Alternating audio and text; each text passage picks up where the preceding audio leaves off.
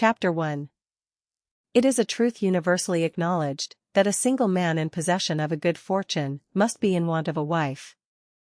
However little known the feelings or views of such a man may be on his first entering a neighborhood, this truth is so well fixed in the minds of the surrounding families, that he is considered the rightful property of some one or other of their daughters. "My dear Mr. Bennet," said his lady to him one day, "have you heard that Netherfield Park is let at last?" Mr. Bennet replied that he had not.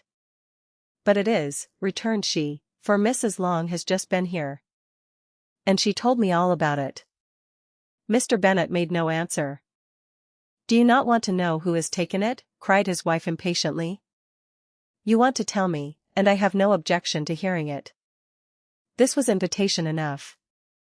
"Why, my dear, you must know, Mrs. Long says that Netherfield is taken by a young man of large fortune from the north of England, that he came down on Monday in a chaise and four to see the place, and was so much delighted with it, that he agreed with Mr. Morris immediately, that he is to take possession before Michaelmas, and some of his servants are to be in the house by the end of next week." "What is his name?" "Bingley." "Is he married or single?" "Oh. Single, my dear, to be sure. A single man of large fortune, 4,000 or 5,000 a year. What a fine thing for our girls." "How so? How can it affect them?" "My dear Mr. Bennet," replied his wife, "how can you be so tiresome? You must know that I am thinking of his marrying one of them." "Is that his design in settling here?" "Design? Nonsense, how can you talk so? But it is very likely that he may fall in love with one of them, and therefore you must visit him as soon as he comes." "I see no occasion for that. You and the girls may go, or you may send them by themselves, which perhaps will be still better, for as you are as handsome as any of them, Mr. Bingley may like you the best of the party." "My dear, you flatter me. I certainly have had my share of beauty, but I do not pretend to be anything extraordinary now. When a woman has 5 grown-up daughters, she ought to give over thinking of her own beauty. In such cases, a woman has not often much beauty to think of. But, my dear, you must indeed go and see Mr. Bingley when he comes into the neighborhood. It is more than I engage for, I assure you. But consider your daughters.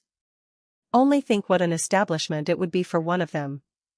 Sir William and Lady Lucas are determined to go, merely on that account, for in general, you know, they visit no newcomers. Indeed you must go, for it will be impossible for us to visit him if you do not. You are over-scrupulous, surely.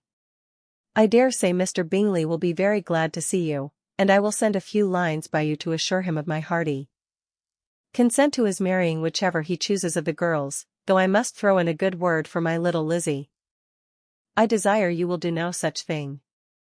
Lizzie is not a bit better than the others, and I am sure she is not half so handsome as Jane, nor half so good-humored as Lydia. But you are always giving her the preference." "They have none of them much to recommend them," replied he, "they are all silly and ignorant like other girls, but Lizzie has something more of quickness than her sisters." "Mr. Bennet, how can you abuse your own children in such a way? You take delight in vexing me. You have no compassion for my poor nerves." "You mistake me, my dear. I have a high respect for your nerves. They are my old friends. I have heard you mention them with consideration these last 20 years at least.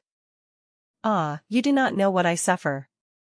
But I hope you will get over it, and live to see many young men of 4,000 a year come into the neighborhood. It will be no use to us, if 20 such should come, since you will not visit them. Depend upon it, my dear, that when there are 20, I will visit them all." Mr. Bennet was so odd a mixture of quick parts, sarcastic humor, reserve, and caprice, that the experience of 23 years had been insufficient to make his wife understand his character. Her mind was less difficult to develop. She was a woman of mean understanding, little information, and uncertain temper. When she was discontented, she fancied herself nervous. The business of her life was to get her daughters married, its solace was visiting and news.